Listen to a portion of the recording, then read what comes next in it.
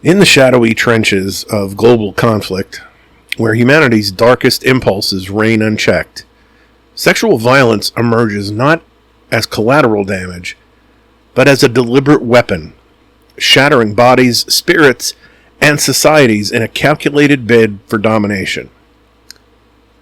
This scourge surged by 25% in the last year, ensnaring over 4,600 verified survivors in acts of rape, slavery, and torture across war-torn lands from Congolese villages to Haitian streets. Yet as the world cries out for justice, America's voice falters, undermined by a leadership that dismisses its own accusations of abuse. Today on Your Neighbor on the Left, we expose this epidemic, confront the hypocrisy, and discuss the possibility for change. This isn't just a distant horror, it's a mirror to our global failures.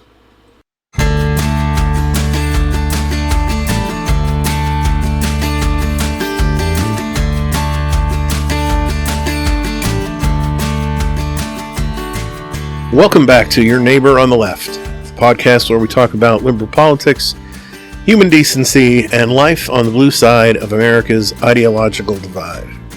My name is Don Spielis, your host, broadcasting from my home studio, here to offer the average guy's perspective, instead of all the talking head blather.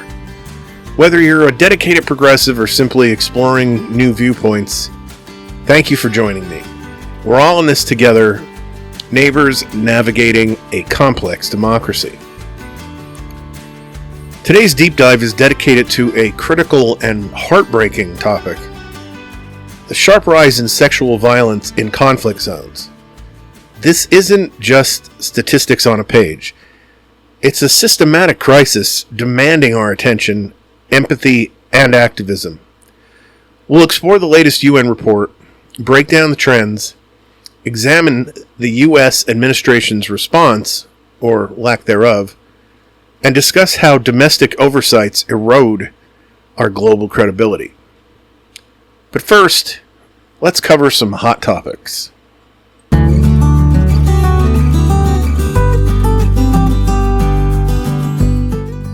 In the heart of Atlanta, where science battles sickness, a storm of bullets shattered the glass facade of the CDC headquarters.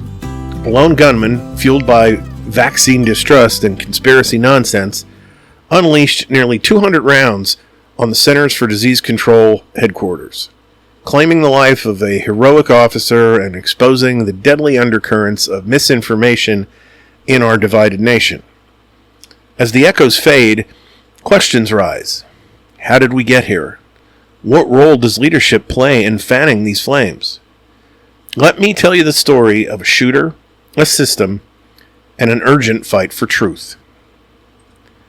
This isn't just a crime story. It's a symptom of deeper societal ills, from anti-vax extremism to leadership failures.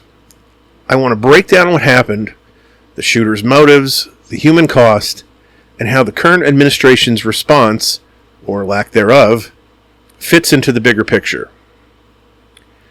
First, the facts.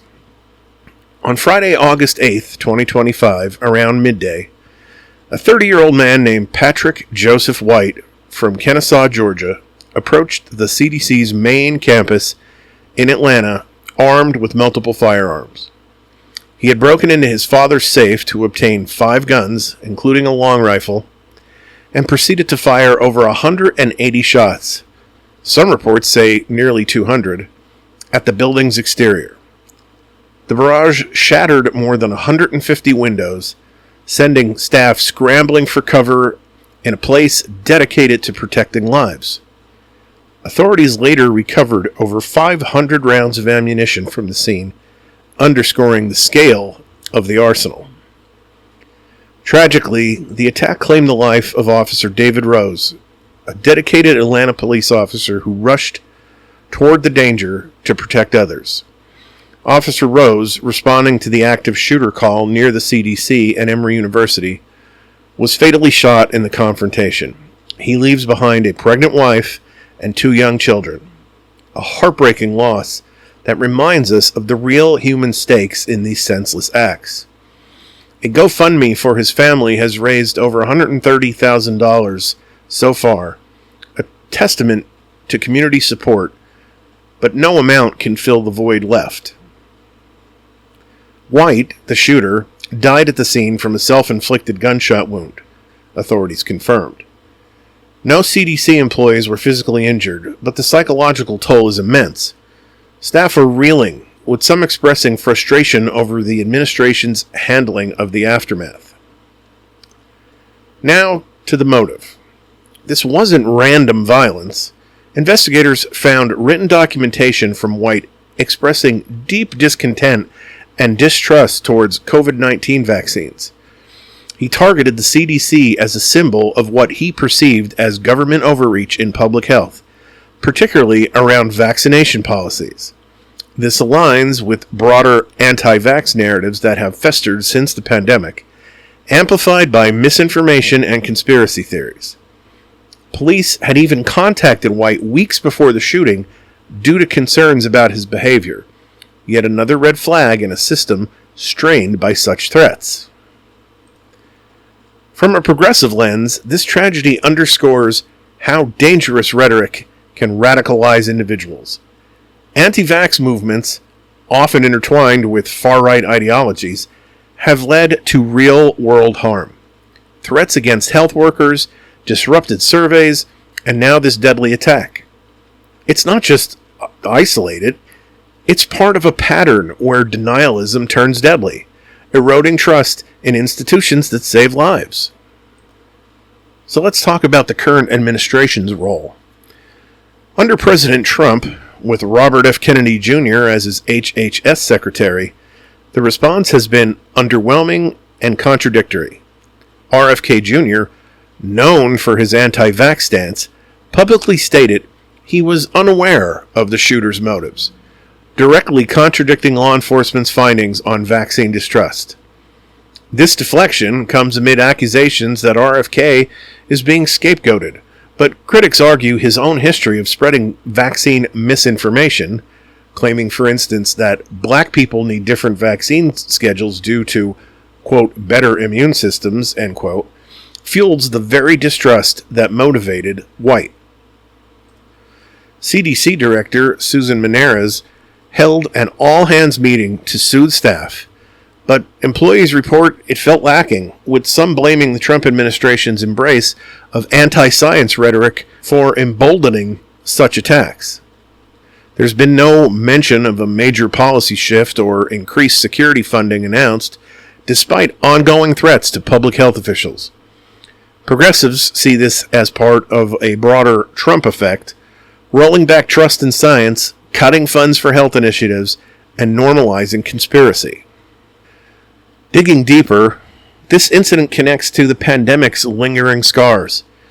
The CDC, once a beacon of evidence-based policy, has been vilified by denialists who blame it for lockdowns and mandates. But let's remember, vaccines saved millions of lives. Yet figures like RFK Jr. twist data, contributing to a climate where attacks like this become thinkable. Veterinarians and other staff at the CDC were impacted too, highlighting how this affects interdisciplinary work on zoonotic diseases. And on social media, anti-vaxxers are already making excuses, downplaying the motive or blaming the CDC for lies. So what now?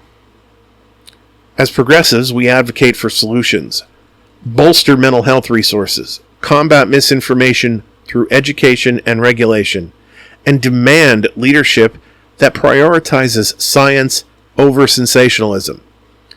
Support Officer Rose's family via the GoFundMe, and push for gun safety reforms to prevent such arsenals from falling into unstable hands. This shooting is a wake-up call. Misinformation is not harmless. It's a weapon. By fostering dialogue and accountability, hopefully we can heal these divides.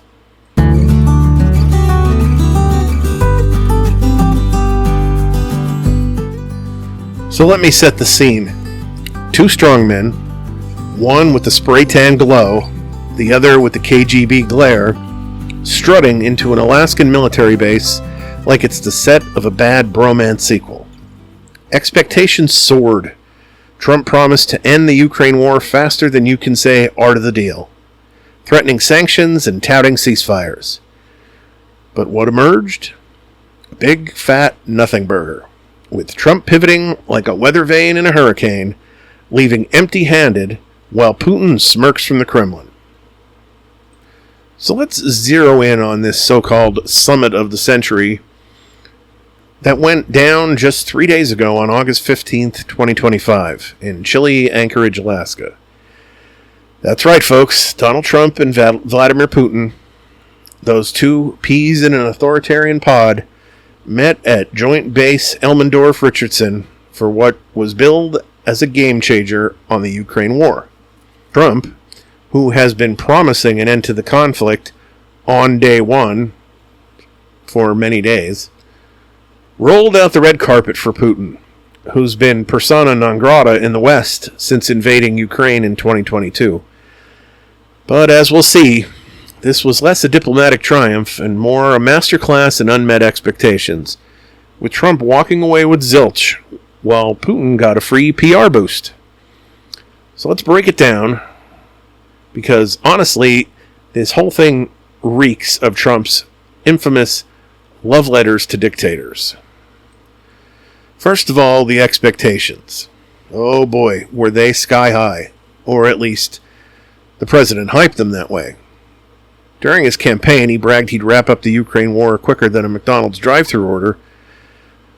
But by July, he was setting deadlines, 50 days, then 10 to 12 days, threatening severe consequences like sanctions and tariffs if Putin didn't play ball. Come August 8th, instead of slapping on those penalties, Trump announces this summit. His minimum bar? A temporary ceasefire to stop the bloodshed. Putin, meanwhile, floated talks on nuclear treaties like renewing New START, but really, he wanted to chat root causes, code for demanding Ukraine go neutral, shrink its army, ditch NATO dreams, and hand over chunks of territory like Crimea and Donbas. Progressives hoped for real pressure on Russia, maybe some accountability for war crimes, but deep down we knew this was Trump's only chance to play peacemaker with his old pal Vlad. The setup screamed bromance. Putin's first U.S. visit since 2015, hosted on a military base because nothing says trust like armed guards. Trump even gifted him an American bald eagle desk statue, probably to match Putin's collection of shirtless horseback pics. Expectations included land swaps, U.S. security guarantees for Ukraine, and maybe a ceasefire nod. Analysts buzzed. Could Trump pull off the deal of the century? Spoiler alert, nope. The summit dragged on for about 6 hours, 3-on-3 talks with bigwigs like Marco Rubio and Sergei Lavrov in tow. They jawed about Ukraine, normalizing relations, and those pesky nukes, but emerged with, drumroll, nothing concrete. No ceasefire, no deal on territories, not even a joint statement beyond a press briefing where they dodged questions like pros. Trump claimed they largely agreed on security guarantees and land swaps, but admitted big issues remained unresolved. Putin echoed the vibe. Respectful, constructive, mutually respectful. Sounds like a bad first date review. And get this. They planned a fancy lunch, filet mignon, halibut, creme brulee, but canceled it mid-summit. Documents left on a hotel printer, classic Trump team blunder, spilled the beans on that aborted feast. Trump left Alaska with empty hands and a pivot that would make a ballerina jealous. Beforehand, ceasefire or bust. Afterward, ceasefires don't hold. Let's skip to permanent peace. Aligning perfectly with Putin's playbook, of course. It's like Trump went in as the tough guy and came out as Putin's echo chamber. This was Trump's fascination with Putin, biting him in the backside. He rates the summit a perfect 10 out of 10 on Fox News, gushing about his fantastic relationship with Putin, hindered only by that pesky Russia hoax. Meanwhile, Putin calls it very useful, smirking about eliminating primary causes, while offering to freeze lines if Ukraine coughs up all of Donetsk and more. Trump hints Putin made concessions on land, but details? Darkness and crickets. Post-summit, Trump posts on Truth Social, quote, "Best way to end the war is a peace agreement, not a mere ceasefire," end quote. He backs off sanctions, saying, quote, "Because of what happened today, I don't have to think about that now," end quote. And he dumps the blame on Zelensky.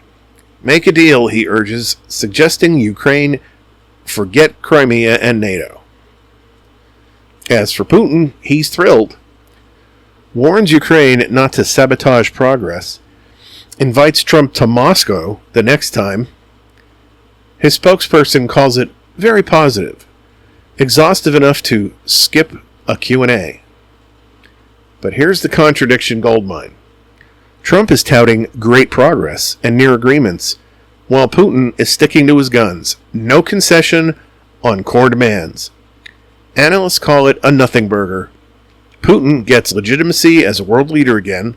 Trump admits the war's most difficult, and Ukraine's left hanging. Zelensky fires back on X. Ceasefire first, then talks with sanctions staying put. European leaders echo. Respect Ukraine's borders. No dice on Putin land grabs. From my perspective, this is nothing short of infuriating. Trump's Putin crush. Remember those genius invasion comments? Let Russia off the hook, emboldening aggressors while Ukraine bleeds. No accountability for war crimes, just stage-managed handshakes. Critics like John Bolton, yes, even him, say Putin won big, ending his isolation without giving an inch.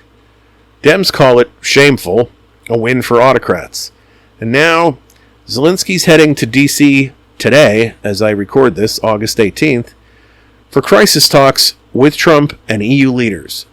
Fingers crossed it doesn't end in another pivot. But to be real, this summit was Trump's ego trip, leaving America weaker on the world stage. Expectations of peace shattered. Bromance stronger than ever. Putin played him like a fiddle, and we're all paying for the tune. This fiasco reminds us, true peace comes from strength and solidarity, not cozy chats with tyrants. Trump went in hot and came out cold, empty-handed and echoing Putin. If that's great progress, I shudder to think what failure looks like.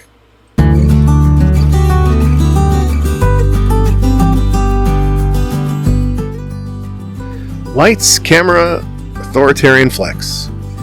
In Washington, D.C., Trump's White House has turned FBI arrests into a dystopian TikTok audition, dispatching social media goons to film badge-flashing takedowns for MAGA propaganda reels that scream, "Look how tough we are." With one video hitting 2.4 million views, this isn't about justice. It's a shameless stunt, trampling privacy, ethics, and the very idea of an impartial FBI. This is TV police state meets reality TV. We're going to talk about the propaganda playbook that this exposes with a laugh, or perhaps a wince, at the gall. So yes, the Trump White House is turning FBI arrests in D.C. into propaganda porn, complete with social media crews filming for viral glory. This isn't law enforcement. It's a MAGA-branded reality show, stomping all over privacy and ethics and the FBI's supposed impartiality. August 11th, 2025, Trump declares a federal takeover of DC's police, rolling out the National Guard like he's auditioning for a coup reality series. Fast forward to August 18th, and the White House ups the ante, embedding social media minions with FBI agents to film arrests for slick promotional videos. One gem, splashed across their X account, shows agents storming the apartment of Sean Charles Dunn, a former DOJ guy who chucked a Subway sandwich at a Fed. Cuffed like he's America's most wanted. That video? 2.4 million views.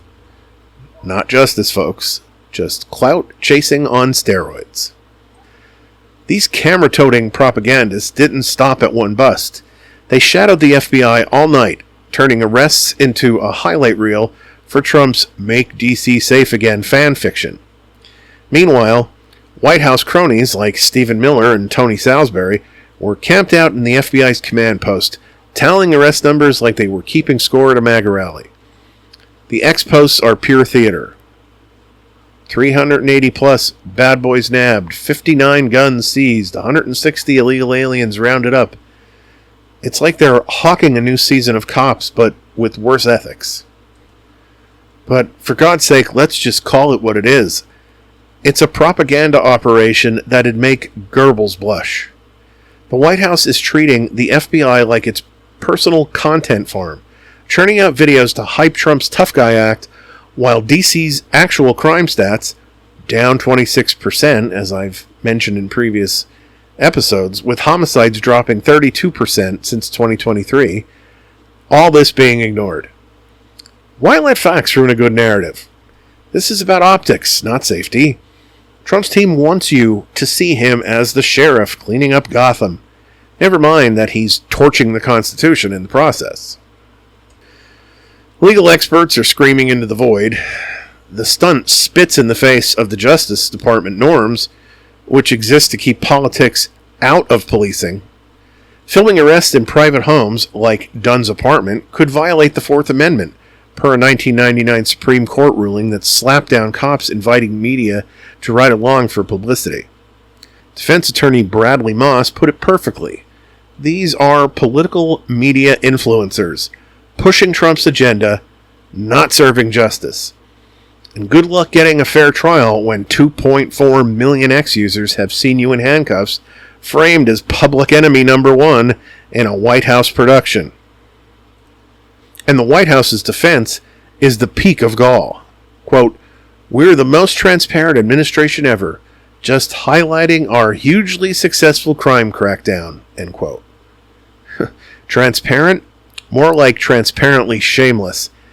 They won't even admit these camera goons are White House staff or how often they filmed arrests. The FBI's gone radio silent, meekly redirecting questions to Trump's PR squad. Even Dunn's lawyer, Sabrina Schroff, is keeping mum, probably plotting a constitutional lawsuit that'll make heads spin. This isn't just a one-off. It's a pattern of weaponizing law enforcement for propaganda. The White House's X-feed is a non-stop hype machine, gloating about ICE nabbing bad boys and flaunting arrests like they're collecting Pokemon cards. FBI Director Kash Patel bragged about 120 busts, including one for a rape warrant, but conveniently skipped the part where filming them risks tainting justice. Former FBI agent James Davidson, now with the FBI Integrity Project, says this shreds the Bureau's impartiality. Stacey Young, an ex-DOJ lawyer, nailed it. Quote, "It erodes the FBI's integrity and any shred of credibility," end quote.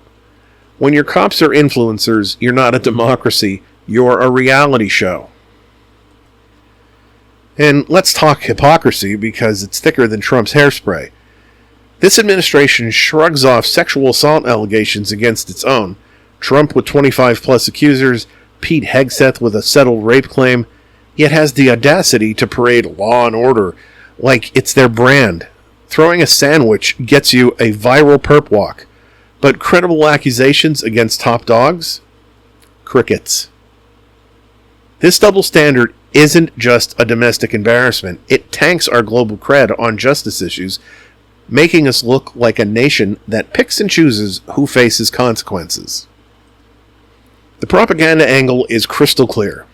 The White House's social media strategy is all about flexing power and owning the narrative. They're not solving crimes, they're staging it for likes, turning the FBI into a prop for Trump's ego. It's authoritarian 101. Control the story, demonize the other, and make dissenters fear the spotlight. Those X-posts about illegal aliens and bad boys, that's dog whistle propaganda stoking fear to justify overreach, while actual crime stats tell a different story. This matters, because when the White House turns arrests into propaganda, it's not just about Dunn's sandwich-tossing antics. It's about eroding trust in the rule of law. Every viral video chips away at the FBI's independence, making it Trump's personal posse. And when justice becomes a spectacle, we all lose. Suspects, victims, and the public stuck watching this circus. Progressives see this for what it is, a power grab dressed up as policing, paving the way for worse abuses. Live stream deportations next? Don't bet against it. We need to demand accountability. Call your reps and push for a congressional hearing to stop this madness. Support groups like the FBI Integrity Project and the Justice Connection fighting for a DOJ free of political puppetry.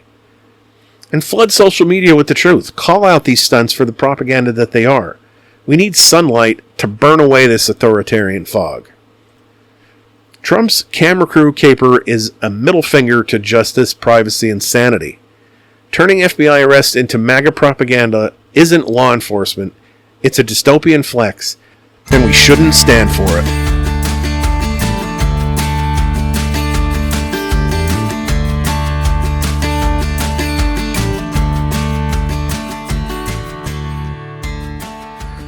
Alright, and that brings us to our deep dive for this episode. The hidden epidemic of sexual violence in conflict zones. So, to get started, let's turn to the United Nations 16th Annual Report of the Secretary General on Conflict-Related Sexual Violence, released on August 14th, 2025. This report paints a grim picture. Sexual violence in conflict zones increased by 25% last year, with over 4,600 verified survivors enduring abuses used deliberately as tactics of war, torture, terrorism, and political repression. But remember, these are only the verified cases. Underreporting due to stigma, fear of reprisals, and limited access to services means the real toll is exponentially higher. So, what exactly is conflict-related sexual violence, or CRSV? The UN defines it as encompassing rape, sexual slavery, forced prostitution, forced pregnancy, forced abortion, enforced sterilization, forced marriage, and any other form of sexual violence linked directly or indirectly to a conflict. It's not accidental. It's strategic, employed to control territories, extract resources, punish communities, and enforce extremist ideologies. This violence spans 21 different countries, with the highest instances in the Central African Republic, Democratic Republic of Congo, Haiti, Somalia, and South Sudan. Demographically speaking, women and girls comprise 92% of survivors, but men and boys and people with diverse sexual orientations and gender identities, racial and ethnic minorities, and persons with disabilities are also targeted, often facing compounded vulnerabilities. Ages range from 1 to 75, underscoring the indiscriminate brutality. One of the most alarming trends is the impact on children. In 2024, there were 1,938 verified cases of sexual violence against children. That's a 50% increase since 2020, marking the highest number ever recorded. Haiti saw the most with 566 cases, followed by Nigeria with 419, and the DRC with 358, and Somalia with 267. These acts, gang rapes, abductions, leave lifelong scars, physical injuries leading to infertility or chronic pain, psychological trauma, and social ostracism that can derail futures. The perpetrators of these horrors include both state and non-state actors. The UN lists 63 parties credibly suspected of patterns of CRSV, with new entries like the Résistance pour un État de droit, or RED, in the DRC, Hamas for abuses during the October 7, 2023 attacks, and hostage situations, and Libyan state entities such as the Deterrence Agency for Combating Organized Crime and Terrorism. Notably, Israel and Russia are on notice for potential listing in 2026 due to significant concerns about patterns in detention settings, though limited UN access hampers full investigation on those cases. Emerging patterns include a rise in sexual violence in detention as a form of torture, genital violence, forced nudity, electrocution, primarily against men and boys, but affecting all genders. Humanitarian efforts are thwarted. Parties to conflicts block access, destroy healthcare facilities, and harass aid workers, denying survivors essential services like post-rape kits or HIV prophylaxis within the vital 72-hour window. Shockingly, less than 1% of global humanitarian funding addresses sexual violence, leaving about 50% of survivors without medical or psychological support. Let's spotlight a few regions to humanize these numbers. In the Democratic Republic of Congo, 823 incidents were documented in 2024, with 625 attributed to non-state actors like the M23 rebels, whose abuses rose from 43 in 2022 to 152 last year. This violence is tied to resource control in mineral-rich areas, where global demand for cobalt and other materials fuels endless conflict. Survivors like Rebecca, a 16-year-old girl raped by militants, face not only physical trauma, but societal stigma that prevents seeking help.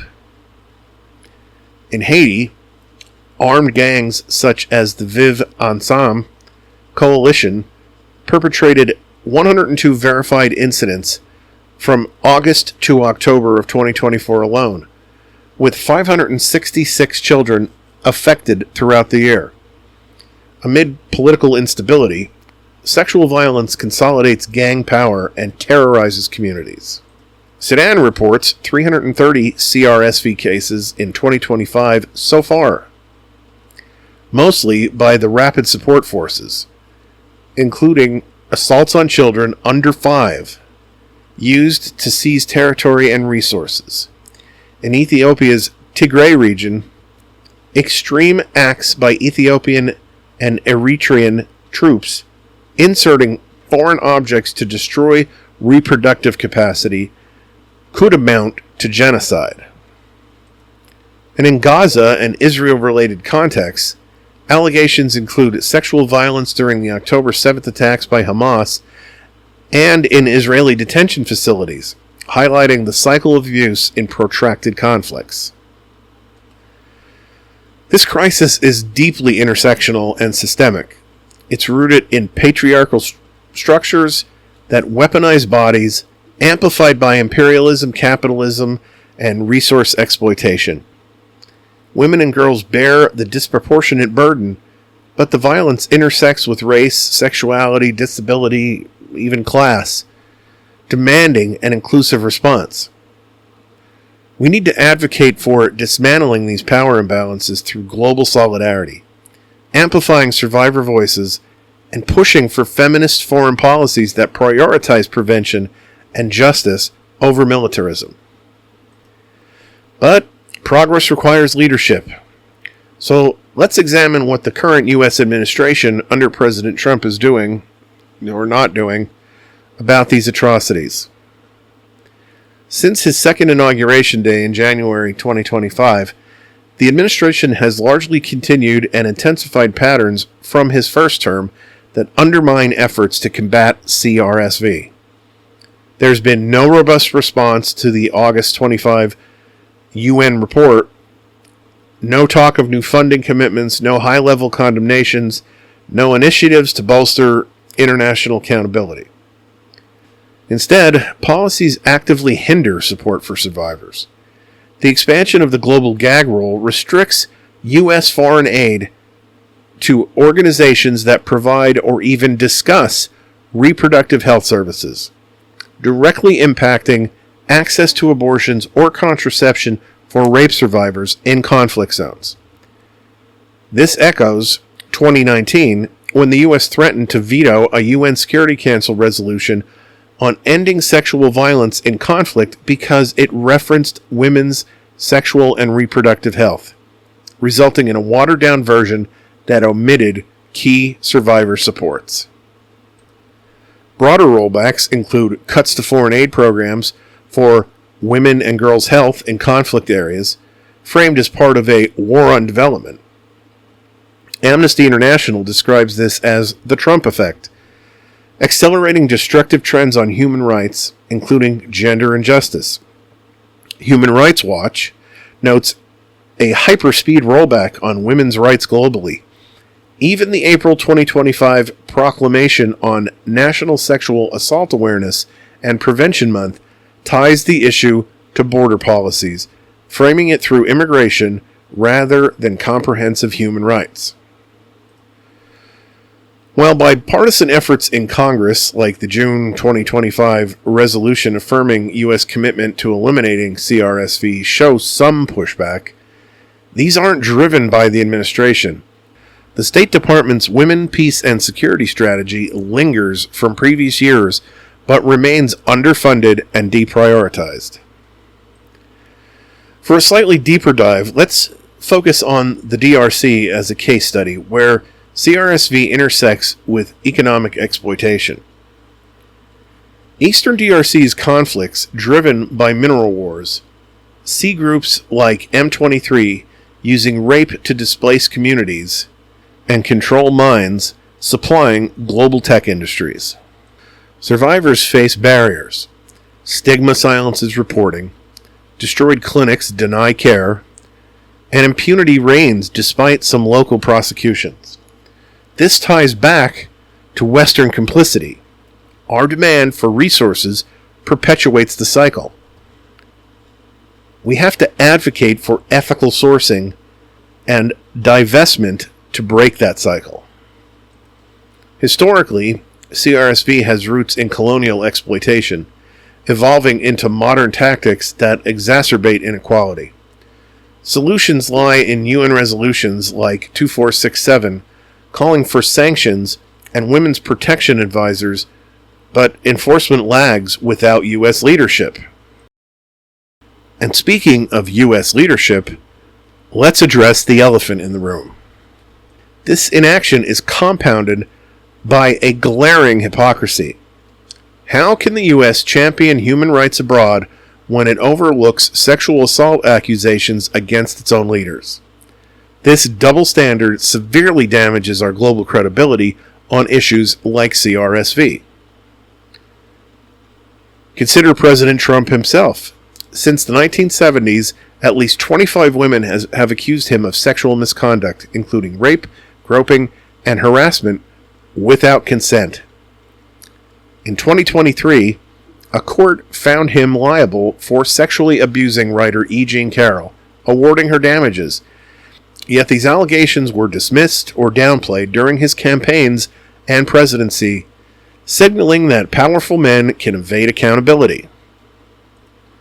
Then there's Pete Hegseth, confirmed as Secretary of State, despite serious allegations. In 2017, a woman accused him of sexual assault after a Republican women's conference in California. According to a police report, she reported non-consensual penetration, underwent a rape kit, and provided her clothing as evidence. Hegseth settled with her for $50,000 under a confidential agreement in 2020. denying the claims and calling it consensual. During confirmation hearings, he was grilled on this and additional allegations, including an affidavit from his ex-sister-in-law expressing safety fears. But he was completely cleared, in his view, and the Senate proceeded. Advocates argue this perpetuates a culture where accusations are minimized, seen as backlash against the Me Too movement. Globally, it erodes U.S. moral authority. How can we lecture on CRSV when our leaders face unaddressed claims? It fuels perceptions of hypocrisy, weakening multilateral efforts, and emboldening perpetrators who see impunity mirrored in powerful nations. As one analyst notes, Trump's assaults on human rights law create targeted chaos, diminishing our role in ending global sexual violence. So what can we do? First of all, donate to organizations like Save the Children, UN Women, or the International Committee of the Red Cross, which provide on-the-ground support for survivors. Advocate by contacting your representatives to demand increased U.S. funding for the UN Multi-Partner Trust Fund on CRSV, and sanctions against listed perpetrators. Raise awareness. Share UN reports and survivor stories on social media to combat stigma. Support policy shifts towards feminist foreign aid, prioritizing survivor-centered justice over militarism. Locally, engage in anti-violence initiatives, remembering that global change starts at home. And finally, hold our leaders accountable. Demand transparency on domestic accusations to restore our credibility abroad. Together, we can push for a world where sexual violence is eradicated, not weaponized. Okay, so that's it for the deep dive, but I want to try something new. I guess we can call it ending on a high note, or just high note for short. The political topics that come up week to week are usually not feel-good pieces. So when I can find one, I'm going to end each episode with a story that will hopefully give a little bit of a lift. So let's call this one Mary Frances and the Rescue Rapper. Picture this. It's 4 a.m., June 8th, 2025, in Chester, New York. A 69-year-old woman, Mary Frances McLord, is driving down a quiet highway.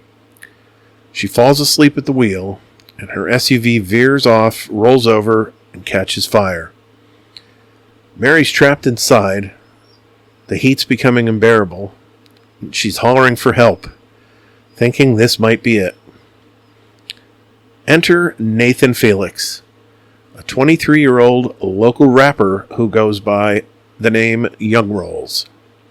Just driving by, minding his own business, when he spots the flames. Most people might keep on going, or maybe just call 911, but not Nathan. He pulls over, jumps out, and runs to the wreck. He hears Mary's cries and doesn't hesitate. He's got to get her out. Now here's where it gets intense. The fire's spreading fast, and Mary's pinned in the driver's seat. Lucky for her, her car's safety system auto-dials 911, a feature that's standard in a lot of new vehicles thanks to local and federal pushes for better auto safety regulations. That call brings Officer Nicholas Contino from the town of Chester Police Department racing to the scene, his body cam rolling. Nathan and Contino team up like something out of an action movie. Contino grabs a window-breaking tool, standard issue for first responders, funded by local budgets, and smashes the SUV sunroof. He hands Nathan a fire extinguisher, and Nathan's spraying down the flames while Contino reaches in to help. Together, they pull Mary through the sunroof, just as the fire's getting out of control. Paramedics roll up right after, and Mary's whisked to the hospital with severe burns covering 20% of her body. Mary has spent the time since recovering, but she has pulled through. And get this, her and Nathan reunited in August. She calls him her guardian angel, says he's like a nephew now. Nathan's just humble, saying he did what he felt was right. But let's talk about that for a second. That 911 auto dial, that's tech pushed by policies to keep people safe. Catino's gear and training, funded by local taxes and grants. This rescue wasn't just Nathan being a hero. It was a community safety net in action, from police budgets to emergency response systems. This story is a reminder that one person's courage, backed by systems we don't always think about, can save a life. Mary's still got medical bills piling up, but she's alive because Nathan stopped and those systems worked. Makes you think about the power of community, right? Well, that's it for this episode. I'd like to thank everyone who has taken the time to download and listen. As always, I would love to hear from you. You can reach out to the podcast through any of our social media platforms. The links to those are included on our Linktree page, and the address for the Linktree page is in the episode description. You can also reach out to the podcast via email at neighborotleftpodcast@gmail.com. I want to hear from you. I want to hear comments. I want to hear critiques. I want to hear suggestions. Whatever it is that you want to share about the podcast or anything related, I would love to hear. We'll have another episode of Back Porch Files coming out this Friday. Between now and then, stay focused, stay engaged, and as always, have the week you voted for.